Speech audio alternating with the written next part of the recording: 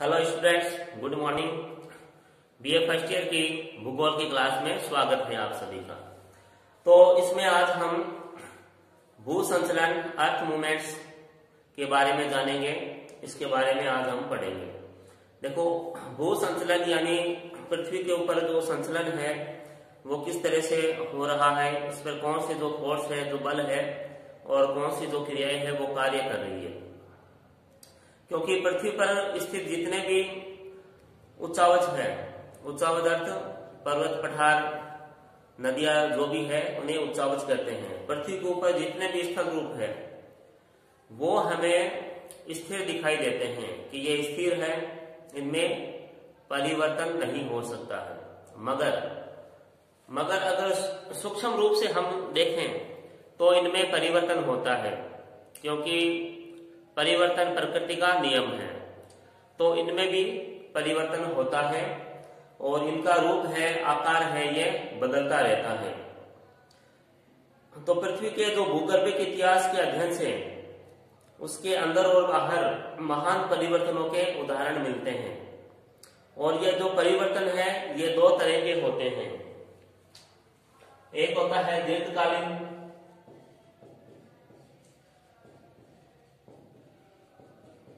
दीर्घकालीन परिवर्तन और सेकेंड है आकस्मिक परिवर्तन।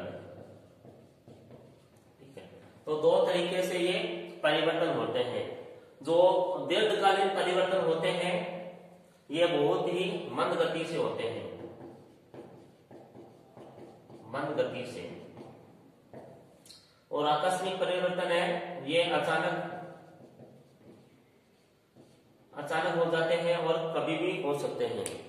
जो दीर्घकालीन परिवर्तन है वो हमारे आंखों के सामने परिवर्तन तो हो रहा है मगर हमें दिखाई नहीं देता, हम उसे अनुभव नहीं कर पाते हैं। बहुत ही धीमी गति से और मंद गति से इनमें परिवर्तन होते हैं। तो इनमें जैसे दीर्घकालीन परिवर्तन में आता है पर्वत निर्माण। जैसे पर्वतों का जो निर्माण है वो बहुत ही धीमी गति से होता है, हम उसे महसूस नहीं कर पाते हैं। उसके बाद है आकस्मिक परिवर्तन। इसमें सडन चेंज आता है, सडन ही हो जाता है, बहुत ही कम समय इसमें लगता है। तो आकस्मिक जो परिवर्तन है तो इसमें उदाहरण है भूकंप और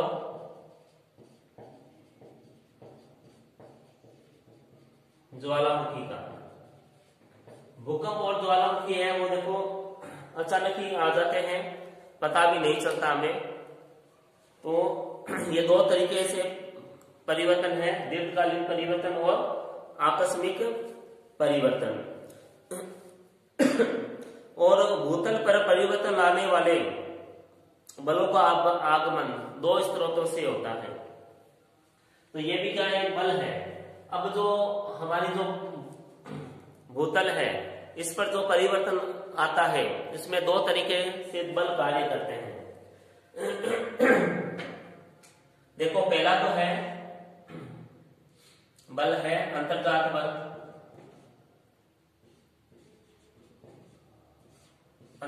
बल और सेकेंड है इसमें बहिर्जात बल।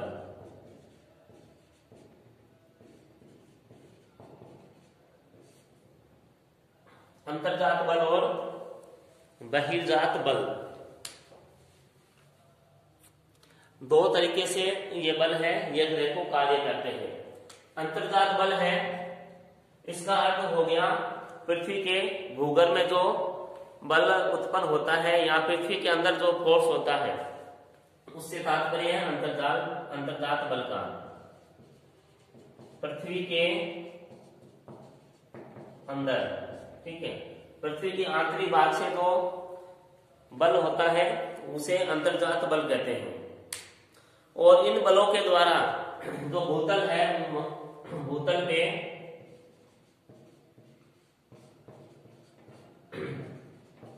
असमानताएं उत्पन्न होती है। यानी जो अंतर्जात बल है उसके कारण भूतल पर असमानताएं उत्पन्न होती है। असमानताएं जैसे अंतर्जात बल है। अब देखो अंतर्जात बल में ये भूकंप और ज्वालामुखी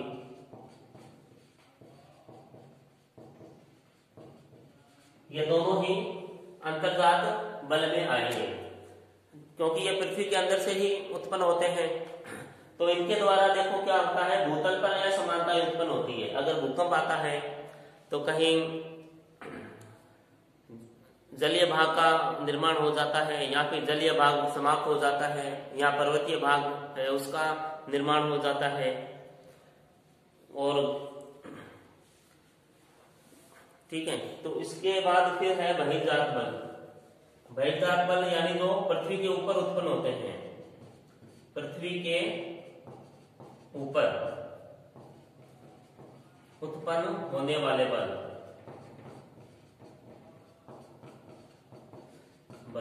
ये है बहिर्जात बल, क्योंकि पृथ्वी के ऊपर उत्पन्न हो रहे हैं। और इनका जो कार्य है, देखो जो बहिर्जात बल है इनका कार्य है पृथ्वी पर, इनका कार्य असमानता लाना है, तो इसका कार्य है पृथ्वी पर समतल बनाना, पृथ्वी को समतल स्थापक बल है। पृथ्वी पर समतल स्थापना करना, समतल की स्थापना करना, यानी ये एक लेवल में पृथ्वी को बनाता है, पृथ्वी को ऊपर नीचे नहीं रखता है, एक लेवल में ये बल आता है। और बहिर्जात बल में देखो कौन से बल आते हैं। बहिर्जात बल में है जल, फिर वायु, उसके बाद जो हिमानी है, फिर समुद्री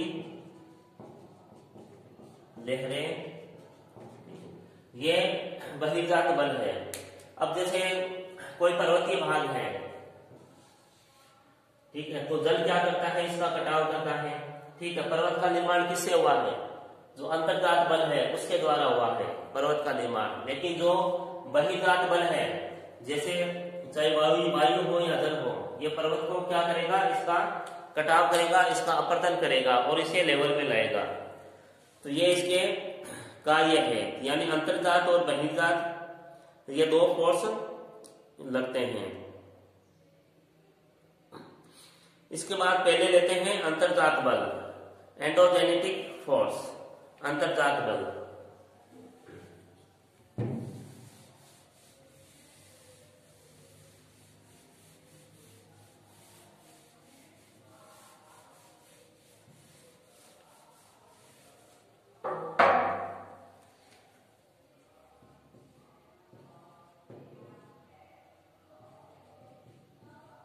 अंतर्जात बल, पहले अंतर्जात बल है इसे देखते हैं।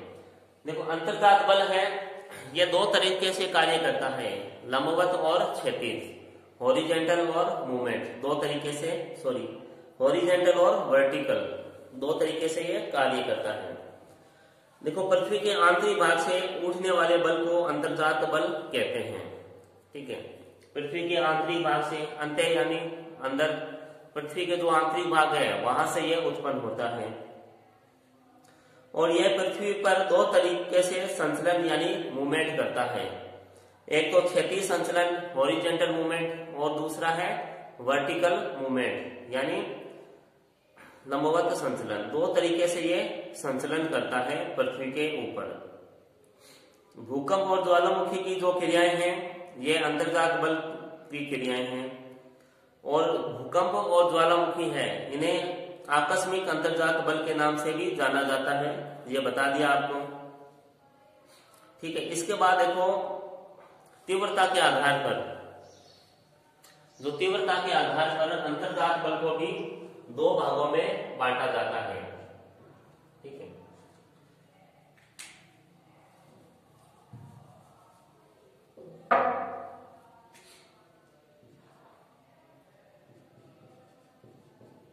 के आधार पर अंतर्जात बल को दो भागों में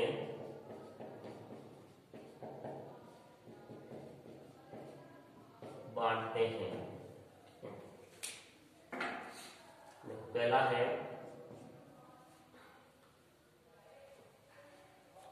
है आकस्मिक संचलन।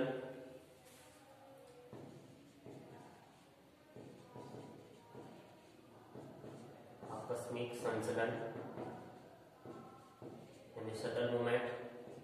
सेकेंड है इसमें पटल विरूपणी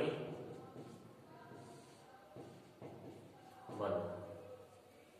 ठीक है, पटल विरूपणी बल हो जाएगा इसमें, पटल विरूपणी संचलन।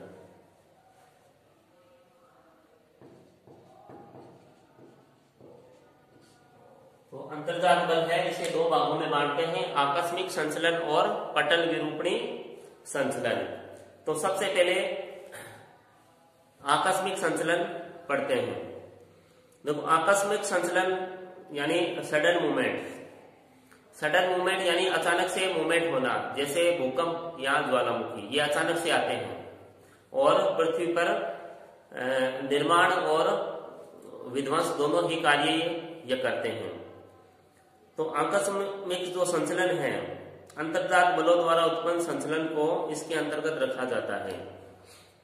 इससे उत्पन्न घटनाएं आकस्मिक होती है और अचानक ही इसके द्वारा भूतल के ऊपर और नीचे विनाशकारी परिवर्तन होते हैं। भूकंप और ज्वालामुखी है, देखो, विनाश के लिए अधिक प्रसिद्ध है।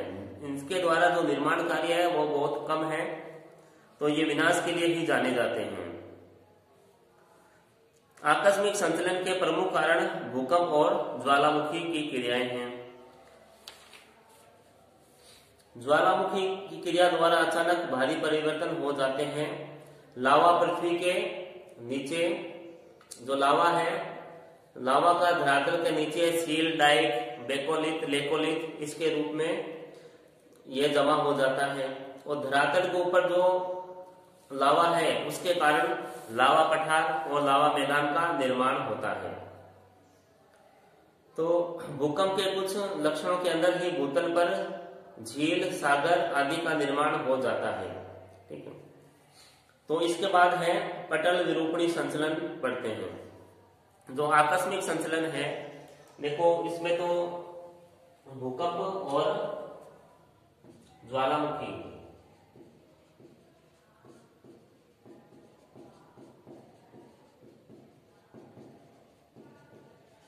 ठीक है, ज्वालामुखी की क्रियाएं होती हैं। तो ज्वालामुखी से जो स्थिराकृतियां देखो बनती है,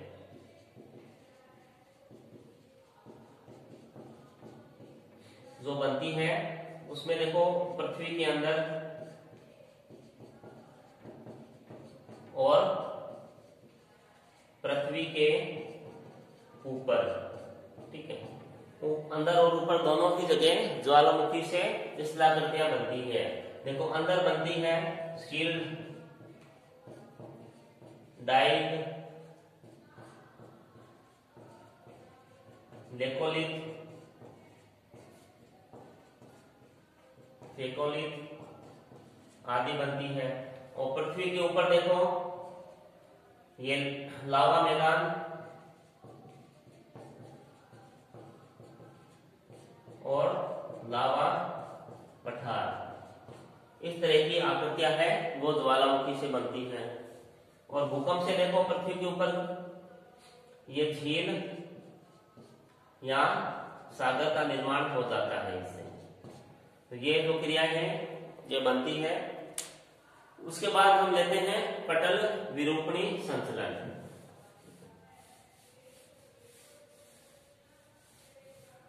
तो पटल विरूपणी संचलन है,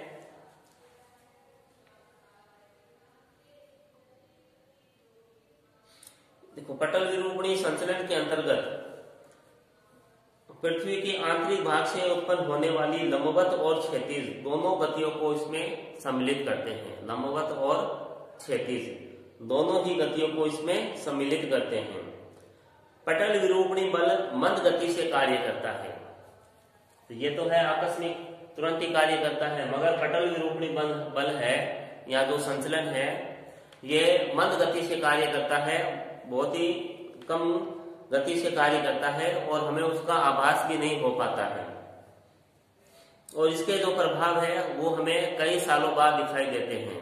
पटल विरूपणी संचलन के द्वारा जो प्रभाव पृथ्वी पे होता है वो हमें कई सालों बाद दिखाई देता है और इसके द्वारा वृहद यानी बहुत बड़े स्थल रूपों का निर्माण होता है। पटल विरूपणी संचलन है, इसके द्वारा बहुत बड़े स्थल खंडों का निर्माण होता है और इसे दो भागों में देखो बांटा जाता है, महादेशीय संचलन और पर्वत निर्माणकारी संचलन। पटल विरूपणी बल है, देखो इसे दो भागों में बांटा जाता है वापस।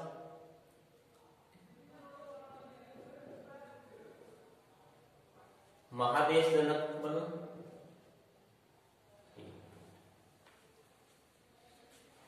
महादेशीय संचलन,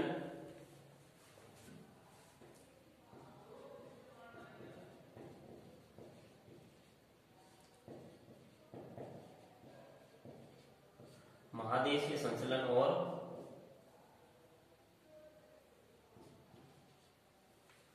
सेकेंड है इसमें पर्वत निर्माणकारी संचलन। पर्वत निर्माणकारी संचलन, ठीक है। तो पटल विरूपणी जो संचलन है इसे दो भागों में बांटते हैं, महादेशीय संचलन और पर्वत निर्माणकारी संचलन। तो इसमें महादेशीय संचलन है, पहले इसके बारे में हम पढ़ते हैं। महादेशीय संचलन देखो यह है ग्रीक भाषा के एपिरोस से लिया गया है, जिसका शाब्दिक अर्थ महाद्वीप होता है।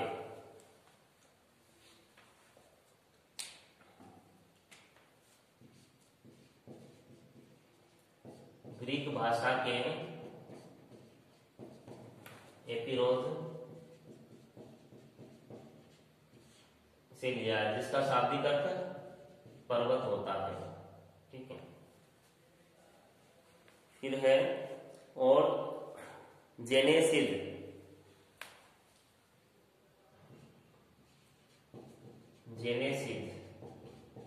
इसका अर्थ होता है उत्पत्ति, ठीक है। यानी इसका अर्थ हो गया पर्वत की उत्पत्ति, ठीक है। महादेशीय संचलन है, इसके द्वारा पर्वतों की उत्पत्ति होती है, यानी पर्वत बनते हैं।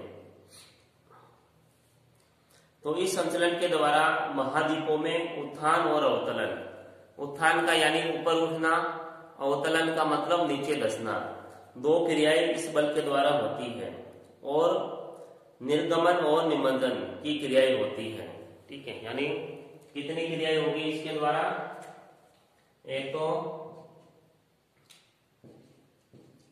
उत्थान और अवतलन और एक है, दो और क्रियाएं हैं इसमें, निर्गमन और निमंजन। निर्गमन और निमंजन,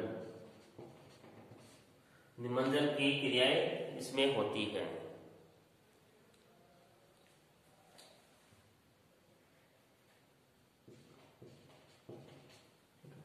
उत्थान यानी ऊपर उठना, अवतलन यानी नीचे धंसना, निर्गमन यानी निर्गमन का भी मतलब देखो ऊपर उठना होता है और निमंजन का मतलब नीचे धंसना होता है। लेकिन ये दो क्रियाएं हैं अलग अलग स्थानों पर अलग अलग जगह होती है, इसलिए इनका नाम अलग अलग दिया है, वो हम आगे पढ़ेंगे इसमें।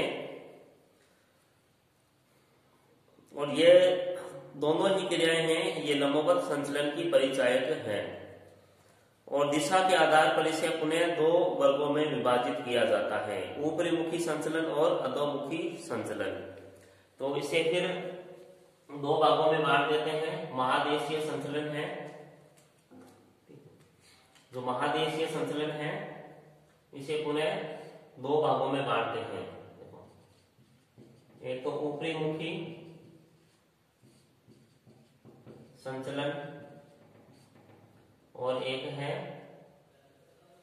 ऊपरी मुखी है और अधोमुखी संचलन। अधोमुखी संचलन, ठीक है। तो जो महादेशीय संचलन है इसे भी दो भागों में बांट देते हैं। तो इसकी देखो टेबल है एक, वो टेबल आपको भेज देंगे आपके व्हाट्सएप पे।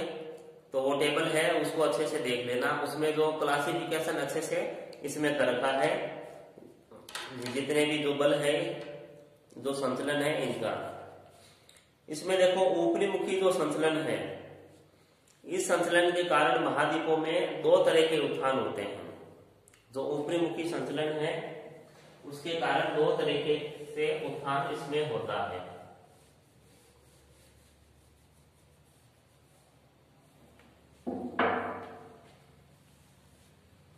देखो प्रथम वर्ग में महाद्वीपीय भाग या उनका कोई भाग अपनी समीपी सतह से ऊंचा उठ जाता है, इसे उत्थान या उभार कहते हैं। यानी प्रथम वर्ग है उत्थान।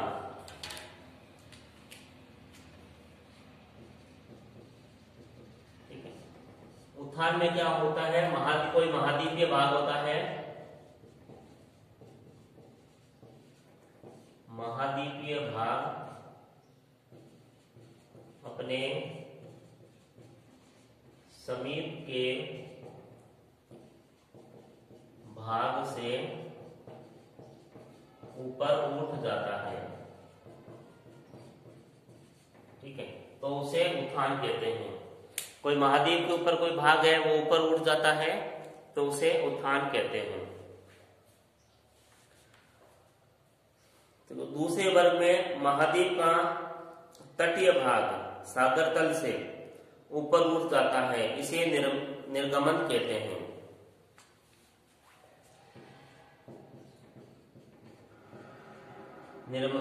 निर्गमन, ठीक है। इसमें क्या होता है, जो महाद्वीप का जो तटीय भाग है, महाद्वीप का जो तटीय भाग है सागर तल से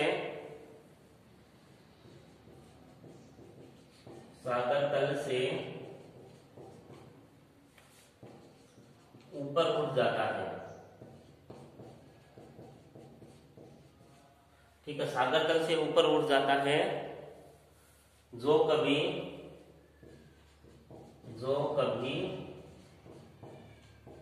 जल में डूबा था। ठीक है, उसे निर्गमन कहते हैं। ठीक है, तो दोनों के अर्थ क्या हो गया, ऊपर उठना हो गया, मगर अलग अलग कंडीशन हो गई। अब जो उत्थान है यह तो महाद्वीपीय भाग में होता है, स्थल भाग में। अब जो निर्गमन है यह महाद्वीप का जो तटीय भाग है, महाद्वीप का जो किनारे वाले भाग है, वहां से जो सागर तल से कोई भाग ऊपर उठ जाता है, जो कभी जल में डूबा हुआ होता है, उसे निर्गमन कहते हैं। उसके बाद आगे है अधोमुखी संचलन। अब अधोमुखी संचलन में देखो कि इस संचलन के कारण महाद्वीपीय भाग में दो तरह के दशाव होते हैं। दशाव यानी नीचे बैठना। अब इन दोनों में तो क्या हुआ है, जो भाग है वो ऊपर उठे हैं। ठीक है, अब दशाव होगा, नीचे बैठेंगे, स्थलीय भाग।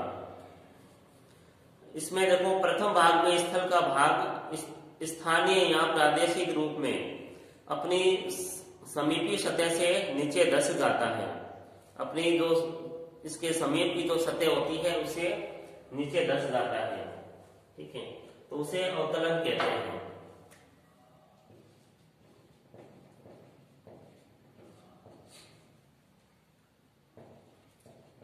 अपनी समीपस्थ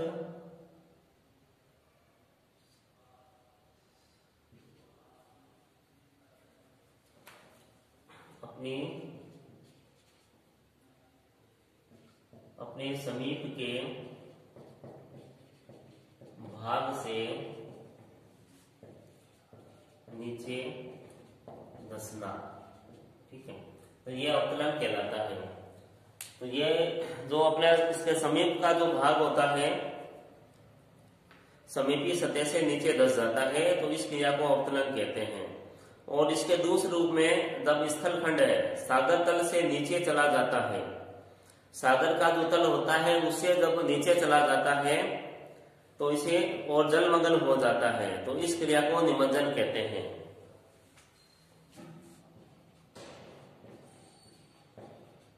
निमज्जन। ठीक है, सागर तल से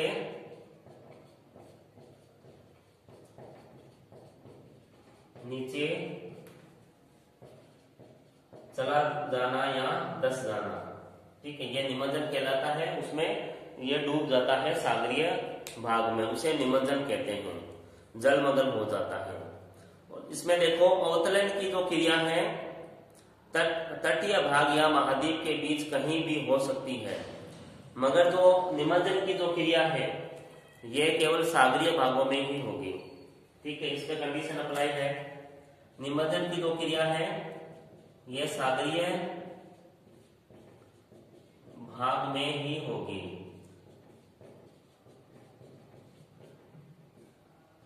और जो अवतरण की जो क्रिया है ये महाद्वीप पे कहीं भी हो सकती है, महाद्वीप के बीच में भी हो सकती है, या महाद्वीप का जो किनारे पे तटीय भाग है वहां पे भी हो सकती है। तो देखो उसके बाद है अंतिम है ये पर्वतीय संचलन, पर्वतीय निर्माणकारी संचलन या पर्वतीय संचलन है। अब ये देखते हैं।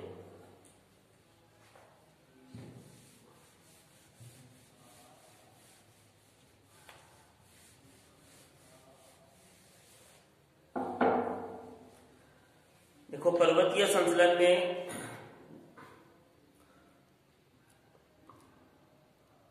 ओरोजेनेटिक मूवमेंट, पर्वतीय संचलन। देखो ओरोजेनेटिक जो शब्द है यह ग्रीक भाषा के ओरोज से बना है, जिसका अर्थ है पर्वत। ओरोज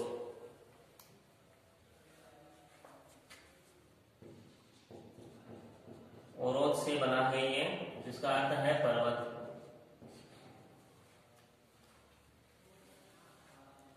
और जेनेसिस इसका अर्थ हो गया उत्पत्ति,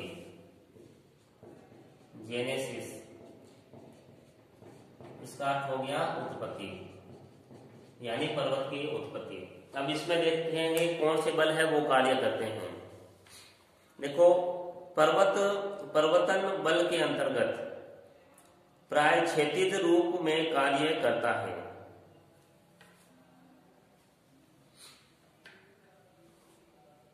इसे क्षैतिज बल या स्पर्श रेखीय बल कहते हैं। यह बल दो रूपों में कार्य करता है। जो क्षैतिज बल है यह दो रूपों में कार्य करता है। जब बल दो विपरीत दिशाओं में कार्य करता है तो उसे तनाव बल कहते हैं। ठीक है, अगर कोई बल है वो दो विपरीत दिशाओं में कार्य कर रहा है, ठीक है, तो इसे तनाव बल कहते हैं। और ये पर्वत निर्माण जब पढ़ाया था तब ये बताया था आपको। ठीक है, तो है ये क्षैतिज ही है, ये हॉरिजॉन्टल फोर्स है। ठीक है, तो बल है दो विपरीत दिशाओं में जब कार्य करता है तो उसे तनाव बल कहते हैं। फिर इसमें आगे है कि जब जो फोर्स है जब आमने सामने कार्य करता है, जो आमने सामने कार्य करता है तो इसे संपीड़न कहते हैं, संपीड़न बल कहते हैं इसे। ठीक है, और ये पर्वत निर्माण में हमने पढ़ा था। तो ये भी क्या है, ये भी हॉरिजॉन्टल है, क्षैतिज फोर्स है।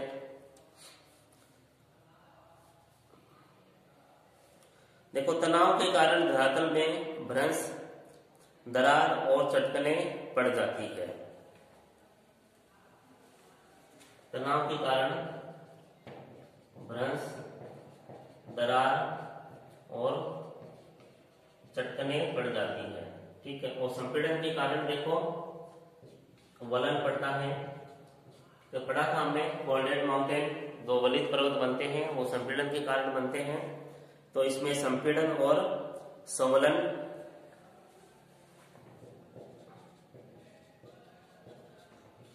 ये पड़ जाते हैं चट्टानों में या पर्वतों में। ठीक है, तो ये भू संचलन था। इसमें जो अलग अलग जो बल है जो कार्य करते हैं उनके बारे में हमने जाना है। तो आज के लिए इतना ही, तब तक घर पे रहें, स्वस्थ रहें। धन्यवाद।